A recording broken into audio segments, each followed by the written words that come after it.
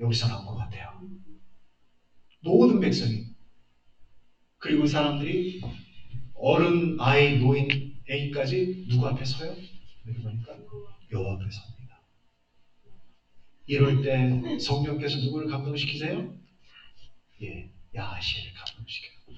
제가 성경 주석이나 성경을 다 찾아보니까 이 사람에 대해서 없어요. 그냥 레위 사람. 근데 이 사람이 뭐라고요? 너희 이 대군 때문에 두려워하거나 낙심하지 말라. 그리고 뭐래요? 이 전쟁은 너희 전쟁이 아니라 나의 전쟁, 하나님의 전쟁이라고 말씀하시는 거예요. 그러면서 너희는 싸울 필요가 없다. 각 처소에서 너희 자리를 지키고 그리고 하나님께서 어떻게 싸우나 보라. 그 말을 해요. 그때 왕이 바닥에 엎드려서 경배를 해요. 머리를 땅에 박고. 그리고 모든 백성들이 경배를 합니다. 그리고서 이제 왕이 출정을 하죠. 출정을 하는데 혼자 결정을 또 안 해. 백성들하고 상의를 한 다음에 누구를 만들어요? 찬양대를 결성을 해요. 그 찬양대를 결성해서 군사들 맨 앞에 놓고 징훈하면서 찬양을 불러요. 그러면 어떻게 찬양을 불러요? 여호와께 감사하라. 그의 사랑은 영원하다. 지금 이게 감사할 상황이에요? 아니에요. 근데 지금 감사의 찬양을 부르면서 진군을 하는 거예요. 그때 어떤 일이 났어요? 연합군끼리 서로 싸워. 그리고 제일 약한 연합군을 먼저 두 연합군이 죽여요. 그리고 남은 두 연합군이 또 지들끼리 싸워. 그래서 모든 사람이 죽습니다. 그래서 이 여호사밧은 신의 심판이에요. 여기 오늘 보니까 그 연합군을 하나님이 심판하셨어요. 그죠? 그리고 유다 나라의 4대 왕이에요. 그러면 전에는 나라가 어떤 나라였어요? 이스라엘이 왕정이 되기 전에 그 전에는 사사를 통해서 그죠? 근데 처음으로 누가 왕이 됐죠? 사울이죠. 사울이 얼마 동안 통치했어요? 40년. 그 다음에 누가 왕이 됐어요? 다윗이. 몇 년 통치했어요? 40년. 그 다음에 또 누가 왕이 됐어요? 솔로몬. 얼마 통치했어요? 40년. 40년, 120년을 통치하고 그 다음에 솔로몬의 왕이 누구예요? 르호보암이 이제 유다의 1대 왕이 돼요. 근데 거기에 4대 왕 여호사밧이 등장을 합니다. 의로운 왕이었어요.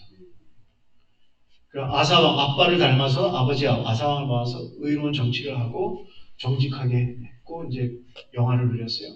근데 이제 아합과 친하게 지냈어요. 그래서 라못을 치다가 실패했고 그리고 이제 오늘 저희가 보는 이 말씀에서 하나님을 전적으로 의지하고 군사 한 명도 투입하지 않고 전쟁에서 대승을 거둡니다. 그래서 이제 젊은 나이에 즉위해서 25년을 유대 나라를 통치해요. 그리고 야하시엘은 제가 찾아보니까 없다고 그랬죠. 없어요. 뜻은 하나님이 보신다. 하나님이 보신다. 좋은 이름인 것 같아요. 야하시엘.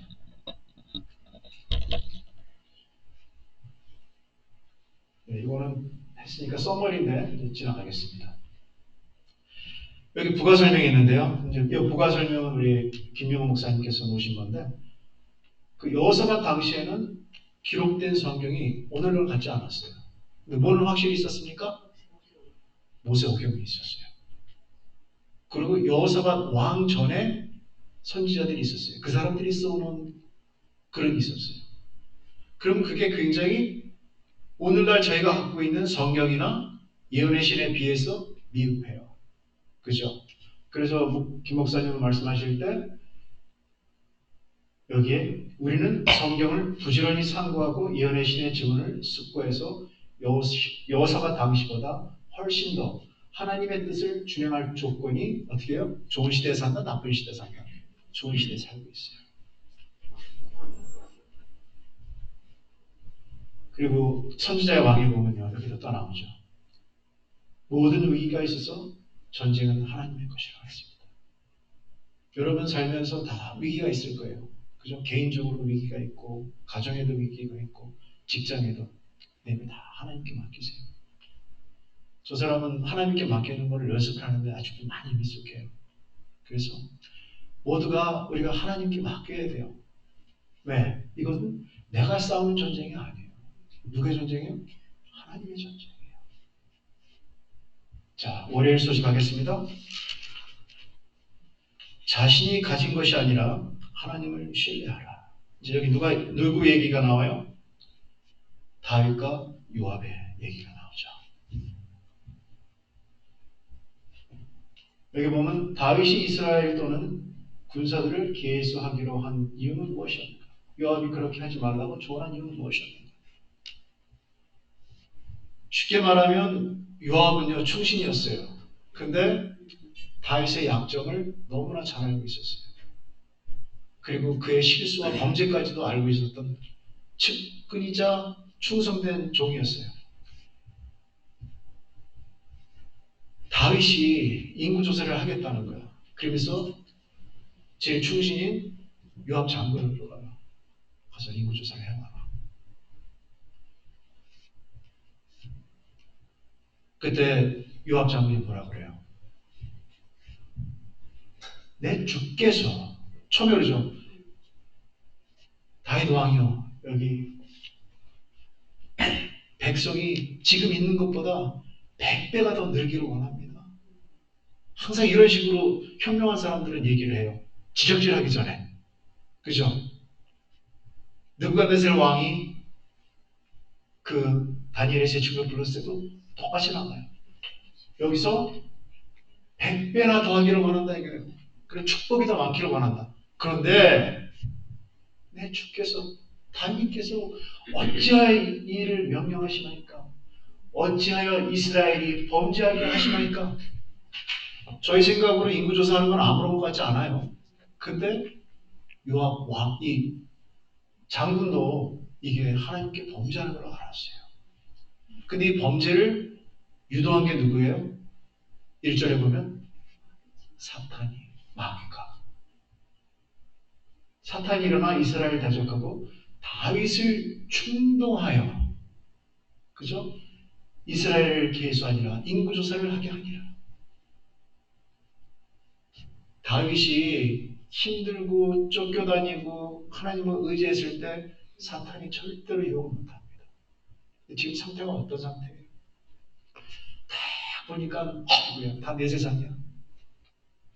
가진 게 너무 많아. 이럴 때 사탄이 들어온다 그래요.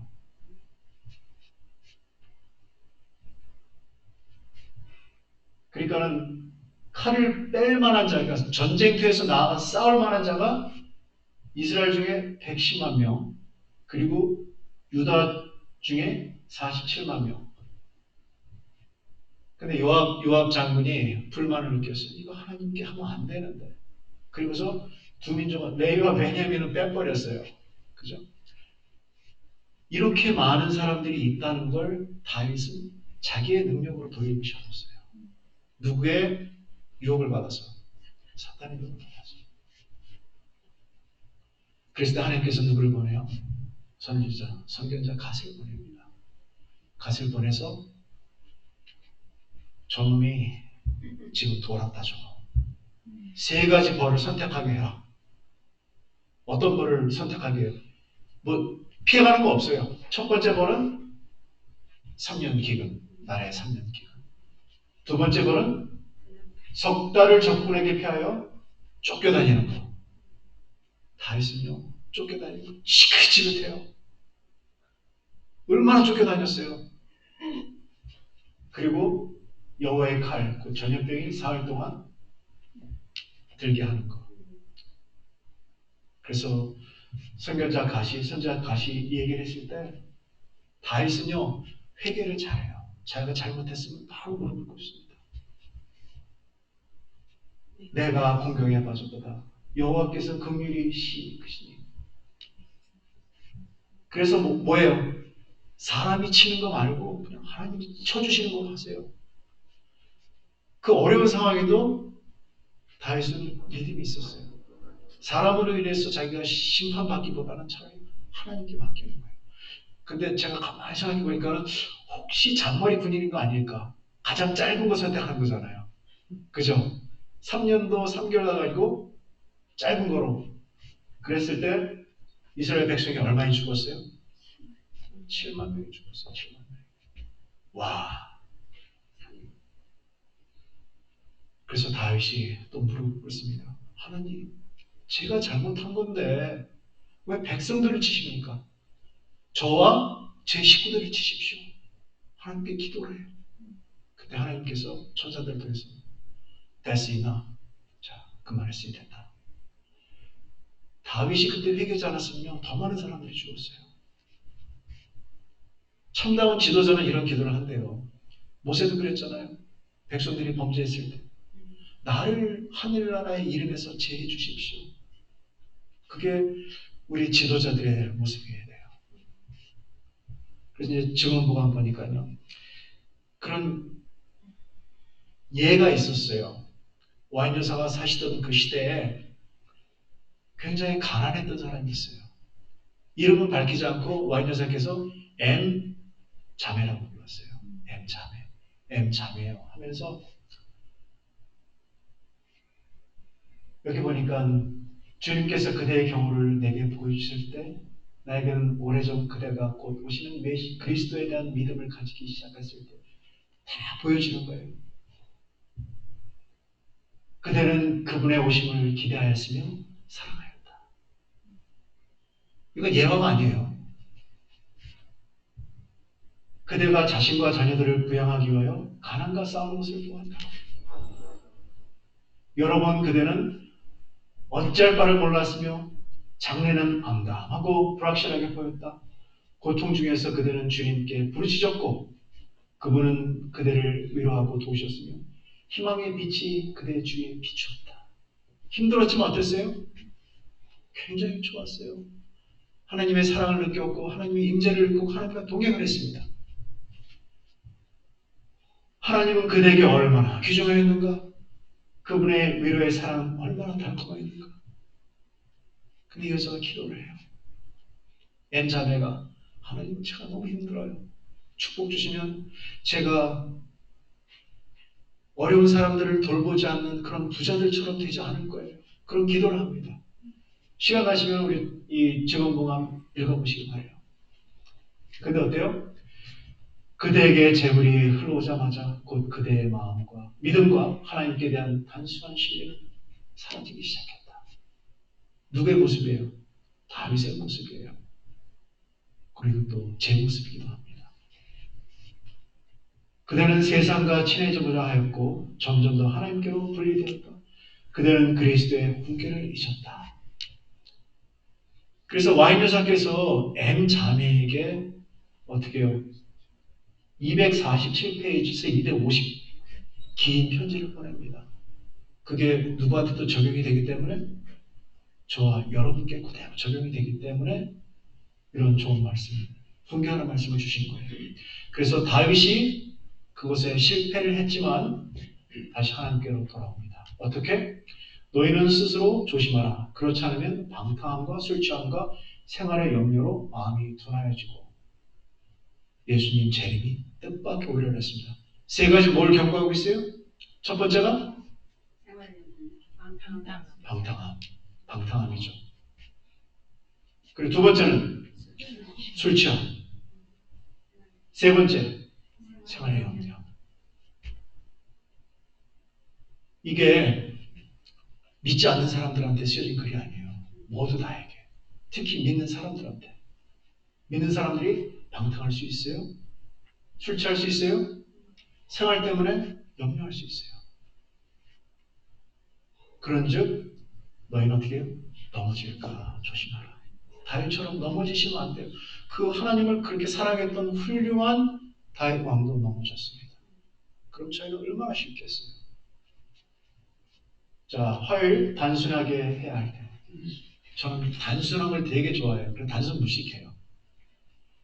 재림 성도들은 힘든 시기를 마주할 때 어떻게 해야 되는가? 웅크려야 되는가?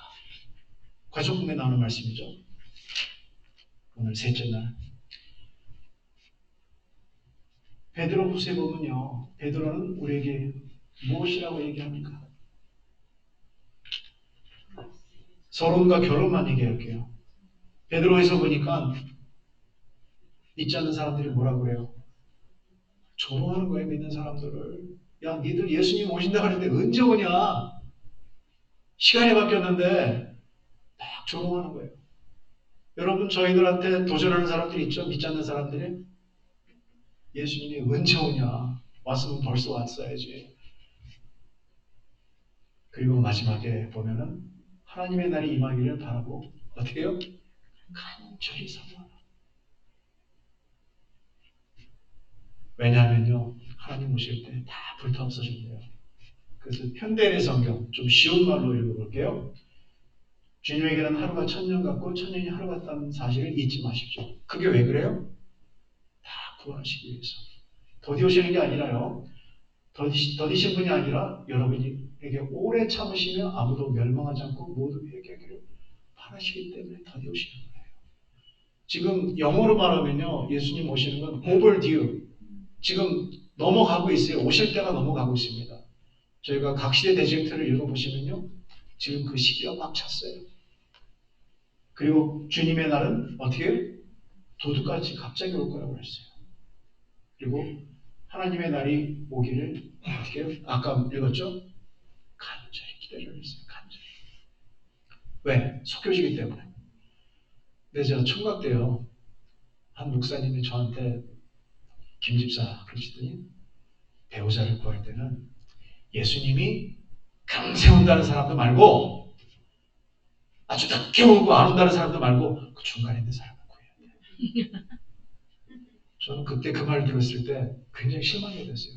어떻게 목사님께서 이런 말씀을 하실까? 성경에도 어떻게 해요?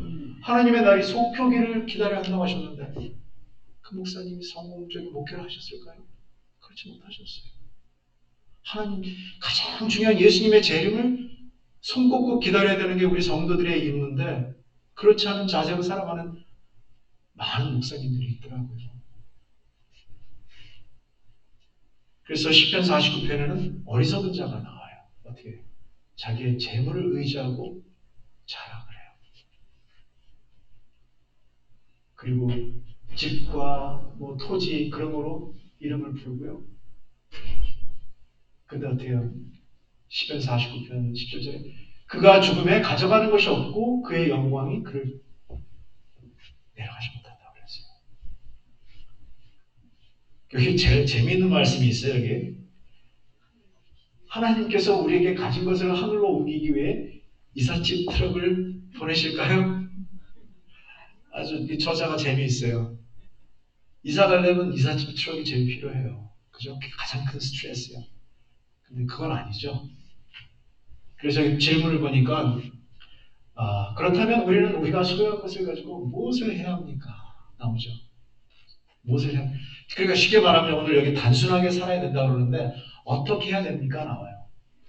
여기 청지기에 버리는 기별에 의해서 답은요. 지금은 우리 형제들이 소유를 증가시키는 대신 줄여야 할 때이다. 여기 154페이지 중간에 나와요. 청지기에 버리는 기별.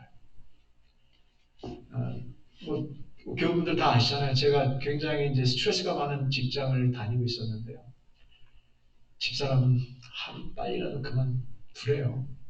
걱정하지 마. 믿음이 저보다 좋은 것 같아요.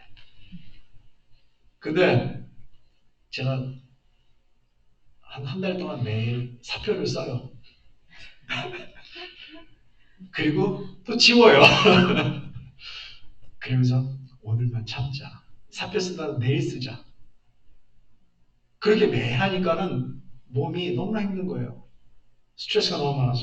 근데 3월 14일 화요일 단순하게 살 때 이 성경 공부를 딱 하는데 청지기에 보내는 기별. 지금은 우리 형제들이요 소유를 증가시키는 대신 줄여야 할 때다. 써서 바로 보냈어요. 아이고 그러고 나니까는 얼마나 마음이 편하고 스트레스가 없는지 이 사람이 얼굴에 생기가 던데요. 그래서 제가 이 말씀을 드리는 거는 이게 단순하게 살아가고요. 그리고 제가 이제 평생 2023년도 3월 14일이 있지 않을 거예요. 그리고 사태를 딱 쓰고 나니까는 걱정이 좀 생기잖아요. 그러니까 하나님을 더 의지하게 돼. 그 전까지는 바빴어요. 하나님께 기도할 시간도 없었어요. 근데 이제는 하나님만 붙잡아요. 그래서 이 땅에 우리의 삶이 짧기 때문에 남은 시간도 굉장히 짧습니다. 그죠?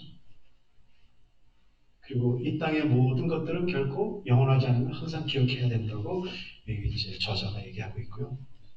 수요일로 가겠습니다. 그럼 우선순위를 우리가 어디다 두느냐? 우선순위. 저는 이제 뭐랄까 염려라면 염려. 저 사람 자주 아프잖아요. 이제 3월 28일 이후에는 의료보험이 없어서 저 사람이 아프면 안 돼. 그래서 이제 기도만 열심히 하고 있습니다. 이제 운동도 시작해야 돼요. 그래서 이제 3월 15일 날 이제 우선순위를 보니까 마태복음에 보니까요. 여기에 기록된 진리를 그의 삶에서 어떻게 경험하고 있는가. 경험해 보았는가. 결국 한 사람이 이제 여기 보니까 두 주인을 섬기지 못한다고 그랬어요. 누가 하시는 말씀이에요? 예수님께서 하시는 말씀이에요. 근데 예수님께서 하나님과 돈을 함께 섬기는 것이 어렵다고 말씀하셨어요?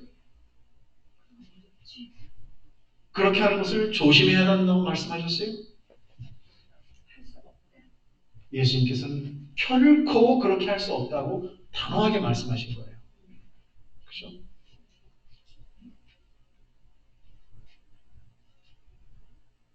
바울이 항상 위의 것을 생각하라고 그래요. 땅의 것을 생각하지 말고. 이게 누구나 할 수 있는 일이면은 사도 바울께서 그 말을 하셨겠어요? 아니잖아요. 그 이유는 생각보다 쉽지 않아. 어려워요. 우리가 믿음 생활을 하지만 하늘의 것을 맨날 생각한다는 것이 어렵기 때문에 바울께서 얘기하신 거예요. 그리고 세상 것들이 맨날 욕을 하는데 어디 앞에서요? 눈앞에서 유혹을 합니다. 그리고 그 유혹이 강력하대요.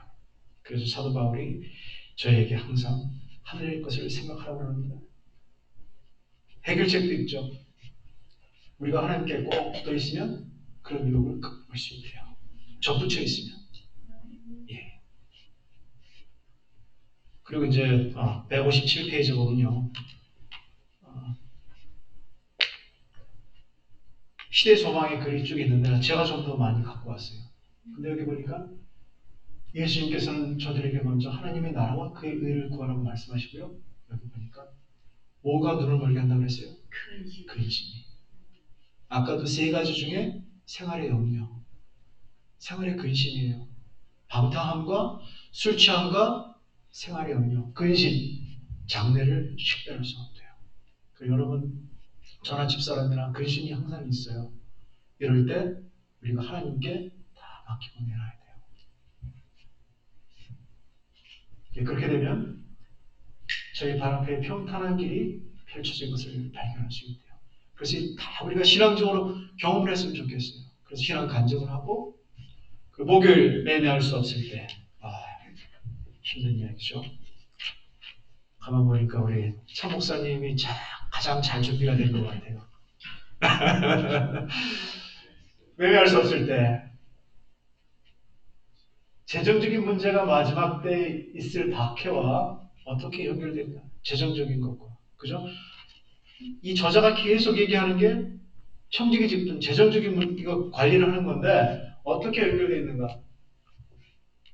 다니엘은 10장 1절에 어떻다고 했어요? 개국 이래 이런 환란은 없을 거라고요. 엄청난 이야기잖아요. 하나님께서 이 어려운 시기를 단축시키지 않으면 생존할 자가 한 사람도 없다고 그랬어요. 그래서 여기 계시록의 13장 11절에서 17절에 이제 매매를 할 수 없다는 거. 매매가 아니라 매매입니다, 선생님. 사고 파는 거. 이게 저희가 좀 심각하게 생각을 해봐야 돼요. 이제 곧 올 텐데. 삶의 대부분이 사고 파는 거예요. 그리고 어떻게 해요? 프로덕트 서비스. 저희가 시간과 내 재능에다 투자를 해서 거기에 대해서 또 인컴을 받잖아요. 그걸 할 수 없다는 얘기예요. 그리고 매매를 할 수 없다는 건 우리가 이 사회에서 살아남을 수 없다는 얘기예요.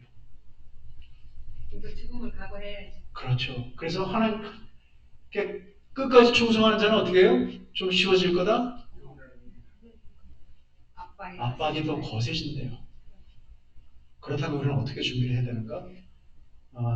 저자가 쓴 답이에요. 제가 쓴 게 아니라 돈과 세상의 것들에 노예가 된 자도 격리를 시키고 노력을 해야 된대요. 그리고 포기하는 연습을 해야 되고요.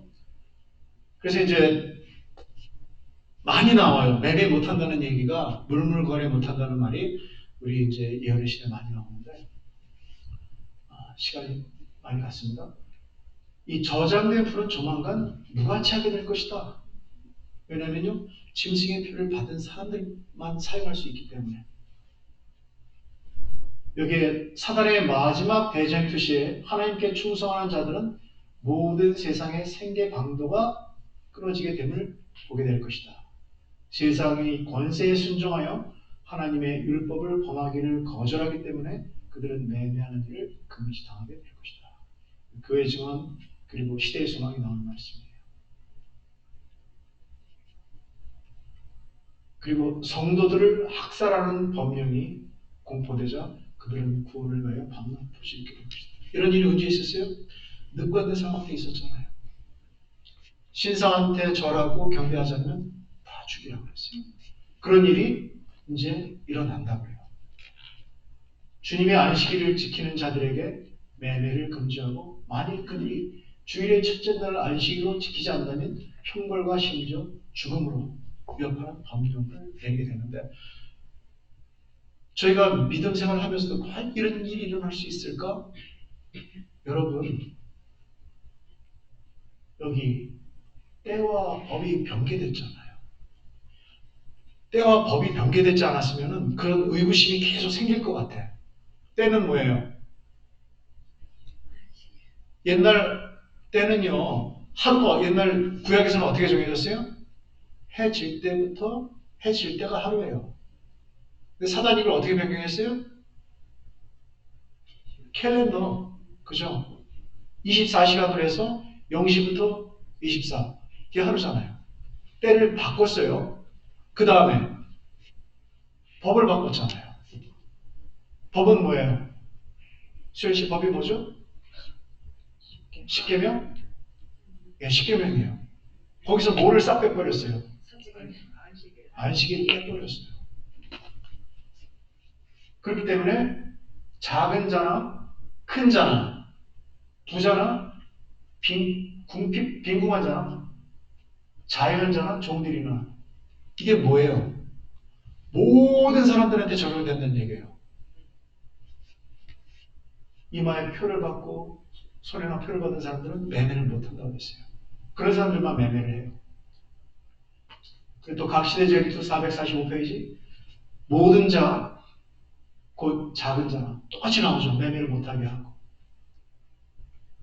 그리고 청지기에 보내는 반면 오늘 제가 가장 제 가슴에 깊이 와닿은 말 소유를 증가시키는 대신 줄여야 되겠다. 우리는 더 좋은 나라 바로 하늘나라로 꼭 가려고 합니다. 그렇다면 우리는 세상 거주자가 되지 말고 가능한 우리의 소유를 줄여야 한다. 하나님이 얼마나 좋으신지요? 저희 소유를 확 줄이셨어요. 불 한 방으로. 우리 김옥기 집사님이 농담 반 진담 반 말씀하시잖아요. 김 집사가 불타고 축복이야. 저번에도 말씀드렸지만 정확한 말씀이세요.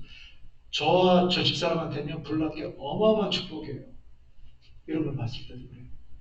그래서 도무지 사거나 팔 수 없을 때가 반드시 옵니다. 그리고 여기 보니까 환란의 때에는 집과 땅이 성도들에게 아무 소용이 없을 것인데 그것은 그때 그들은 분노한 폭도들에게 쫓겨다녀야 하기 때문에 이게 가능하다고 생각하세요? 여러분 스마트폰 쓰시는 분, 안 쓰시는 분 있으세요? 스마트폰 쓰시죠? 여러분들은 다 노출되어 있어요. 벌써 구글에 가면요 제가 지난 10년 동안 있었던 것을 다 살피더라고요. 그리고 제가 이제 IT에서 일하지만 만약에 제가 저 사람이 안식교인이다, 재림교인이다, 저 사람을 추적하고 싶다. 굉장히 시간이 오래 걸릴 것 같죠? 몇 초는 돼요, 몇 초. 숨어도 다 찾아내요. 스마트폰 때문에. 이게 제가 갔던 거 지금 다 보여주는 거예요. 뭐 한국부터 해갖고. 그러니까 여러분 이제 제가 참고로 말씀드리면 말세에는 스마트폰 쓰시면 안 돼요. 인터넷 쓰시면 안 돼요. 아니 제가 공부를 하면서 이런 생각까지 들더라고요. 공부 한번 들어가 볼까? 내가? 무섭죠? 근데 무서우라고 말씀드리는 거 아니에요? 그리고 제가 잠깐 소개할게요. 왜냐하면 어려운 시기를 지날 때 어려운 시기를 잘 극복한 그리스도인이에요. 대학생 시절 불의의 사고로 온몸에 화상을 입은 뒤 힘든 재활 과정을 견뎌내 감동을 준 이지선 씨 이야기 많이 알고 계실 텐데 23년이 흘러 이지선 씨가 모교 교수로 돌아왔습니다. 오늘 첫 수업을 박재현 기자가 듣고 왔습니다. 생각하겠습니다. 이분이 23살 때 술 먹은 사람이 박는 바람에 불이 났어요, 차에. 그래서 온몸이 화상을 입고 죽으려고 했어요. 죽고 싶었고. 근데 크리스찬이에요. 그리고 엄마가 또 굉장히 좋은 크리스찬이었고 살고 이제 공부를 마치고 이화여대 다녔는데 옛날 사진은 아주 예뻐요. 그래서 다시 이화여대로 가서 이제 교수 생활을 하는 거. 근데 이 사람의 개인적인 그 인터뷰를 보니까 크리스찬이에요. 그래서 이 사람은요, 그 어려운 시기가 있었지만 매일 하루에 한 가지씩 꼭 감사할 거를 찾고 그것을 갖고서 생활을 한대요. 그러니까 저희가 오늘 어려운 시기를 보내는 것에 대해서 공부를 했는데요. 어떻게 충실하게 사는가? 그 중에 하나가 뭐다? 감사하는 것입니다. 그래서 여기 보니까 성경은 위기의 때 하나님을 최우선으로 삼으라고 그러고요. 하나님을 더욱 신뢰한다고 했어요. 근데 이런 어려운 시기가 온다고 해서 우리가 주눅들고 얼굴 표정이 어떨 필요가 없어요. 우리는 그리스도인이잖아요. 그죠? 가려보면 기별해보니까요. 우리들이 그리스도와 연합하게 될 때 그리스도의 정신을 갖게 된다. 자, 다 빼버리고 그렇게 되면 어떻게 해요? 얼굴의 표정 자체도 변하게 된다. 그러니까 우리가 제대로 된 진리를 갖고 살고 있는 우리 몰몬교도를 보면요. 그 사람들은 잘못된 교리를 갖고 있지만 얼굴에 보면요. 빛이 나요. 제가 직장 생활하면서도 미팅 딱 들어가잖아요. 주요교회 딱 들어가면은 저 친구는 몰몬이다. 나중에 가서 물어봐요. 너 저기 뭐 철치 크라이스트 하면 그렇대요. 왜 그 사람들이 바로 알아보는데 우리는 못 알아봐요? 문제 있는 거 아니에요? 제대로 된 진리를 아닌 것을 갖고 사는 사람들도 얼굴에서 빛이 나는데 우리는 왜 안 그런 건가? 그리스도와 연합하지 않기 때문에 그래요. 그렇죠? 그래서 우리의 얼굴 표정도 빛이 나서 말세를 잘 준비하는 저희가 되었으면 감사하겠습니다. 묵상을 마치겠습니다.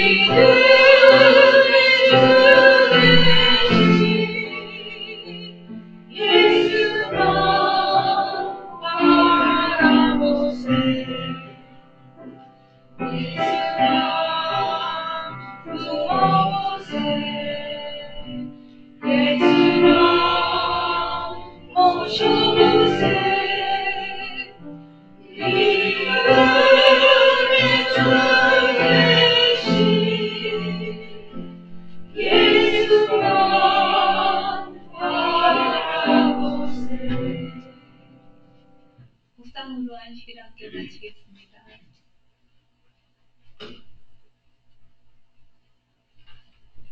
10분 후에 예배를 시작하시겠습니다.